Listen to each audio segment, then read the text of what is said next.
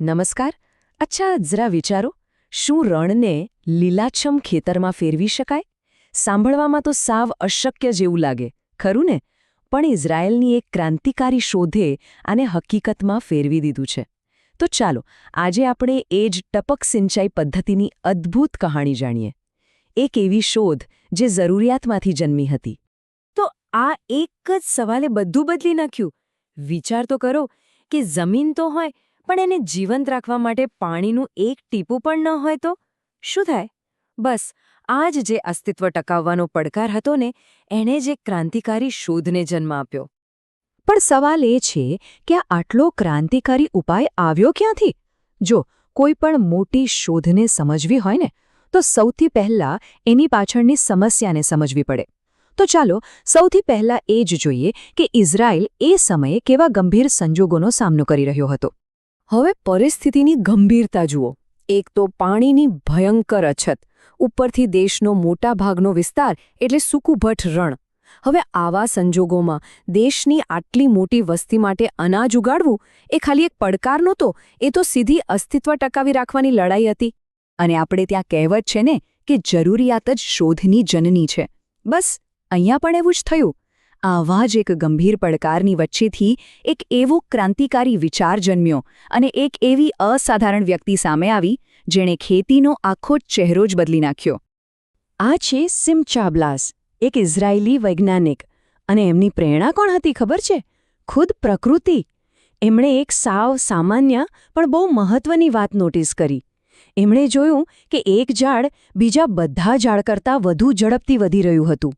અને કારણ કે એની પાસે એક પાણીની પાઇપમાંથી ટીપે ટીપે પાણી ટપકી રહ્યું હતું. બસ આ જ એક ક્ષણ હતી.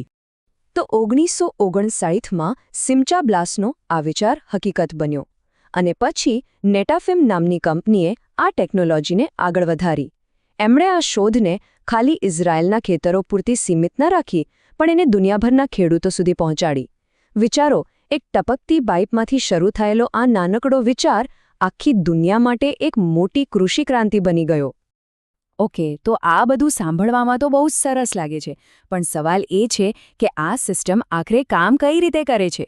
શું આ કોઈ જાદુ છે? ના, બિલકુલ નહીં. એની પાછળનું વિજ્ઞાન એકદમ સરળ છે, પણ એટલું જ અસરકારક પણ છે. ચાલો એને બરાબર સમજીએ. જુઓ, આ પદ્ધતિનો જે મૂળભૂત સિદ્ધાંત છે ને, એ એકદમ સિમ્પલ છે. સામાન્ય રીતે શું થાય? પાણીને આખા ખેતરમાં ફેલાવી દેવામાં આવે. પણ અહીંયા એવું નથી. અહીં પાણીને ટીપે ટીપે બિલકુલ એ જ જગ્યાએ પહોંચાડવામાં આવે છે જ્યાં એની સૌથી વધુ જરૂર હોય, એટલે કે સીધું છોડના મૂળમાં. અને આનાથી શું થાય? પાણીનો બગાડ લગભગ 0. આખી પ્રોસેસને સમજીએ. પાણીને કોઈ ટાંકી કે બોરવેલમાંથી લેવામાં આવે. પછી એને એક ફિલ્ટરમાંથી પસાર કરાય, જેથી બધો કચરો નીકળી જાય. હવે આ શુદ્ધ પાણી પાઇપોના નેટવર્ક દ્વારા આખા ખેતરમાં ફેલાય છે. અને છેલ્લે દરેક છોડ પાસે જે ડ્રીપર લાગેલું હોય એમાંથી ટીપે ટીપે પાણી સીધું એના મૂળમાં પહોંચી જાય. સિમ્પલ. કોઈ પાણીનો બગાડ નહીં અને ગરમીમાં પાણી ઉડી પણ ન જાય. ઓકે, તો સિસ્ટમ કઈ રીતે કામ કરે છે એ તો આપણે સમજી લીધું. પણ હવે આવે છે સૌથી અગત્યનો સવાલ કે આ બધાનો ફાયદો શું? આનાથી શું ફેર પડે છે? તો ચાલો હવે એ જબરજસ્ત પરિણામો પર એક નજર કરીએ જેણે દુનિયાભરના ખેડૂતોને ખરેખર આશ્ચર્યમાં મૂકી દીધા છે. જરા આ આંકડા પર નજર કરો. 50થી 70%. આટલા પાણીની સીધી બચત થાય છે. હવે આનો મતલબ શું થયો? સાવ સરળ શબ્દોમાં કહું તો જે પાણીથી પહેલાં માંડ એક ખેતરને પાણી પીવડાવી શકાતું હતું, એટલા જ પાણીથી હવે 2 કે કદાચ 3 ખેતરો લીલાછમ થઈ શકે છે. આ કોઈ નાની સૂની વાત નથી. આ એક બહુ મોટી ક્રાંતિ છે. પણ રાહ જુઓ, ફાયદા ખાલી પાણી બચત સુધી જ નથી. આ ટેકનોલોજી તો એનાથી પણ વધુ સ્માર્ટ છે. વિચારો કે પાણીની સાથે સાથે ખાતર પણ ટીપે ટીપે સીધું છોડના મૂળ સુધી પહોંચાડી શકાય. આને કહેવાય છે ફર્ટિગેશન. આનાથી શું થાય? એક તો ખાતરનો બગાડ અટકે. બીજું, આજુબાજુની જમીન સૂકી રહે એટલે બિનજરૂરી ઘાસ એટલે કે નીંદણ ઓછું ઉગે. અને આ બધાનું અંતિમ પરિણામ શું? તંદુરસ્ત પાક અને ઉત્પાદનમાં જબરદસ્ત વધારો. અને આ ટેકનોલોજીની સૌથી સારી વાત એ છે કે લગભગ દરેક પાક માટે કામ કરે છે.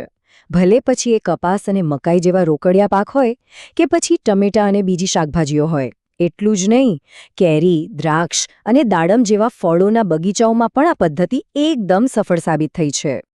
સારું, આ તો થઈ દુનિયાભરની વાત, પણ આ ઇઝરાયેલી ટેકનોલોજી આપણા દેશ એટલે કે ભારત માટે કેટલી અગત્યની છે?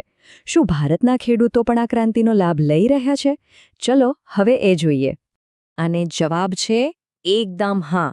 હવે આ ટેકનોલોજી ભારતના ખેતરો માટે કોઈ નવી કે વિદેશી વાત નથી રહી. ખાસ કરીને ગુજરાત, મહારાષ્ટ્ર અને કર્ણાટક જેવા રાજ્યોમાં તો લાખો ખેડૂતો એને અપનાવી લીધી છે. અને એટલું જ નહીં, સરકાર પણ ખેડૂતોને મદદ કરવા આગળ આવી છે.